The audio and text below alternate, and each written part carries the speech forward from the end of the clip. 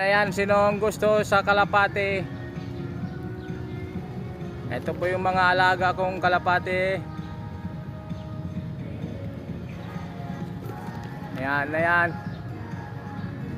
Nagsusubra na po, sa inyo na po yan.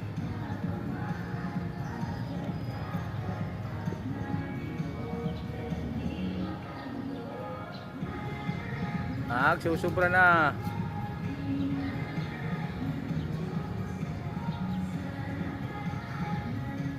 Ayan, ayan, pwede lang kayo kung gusto nyong kumain.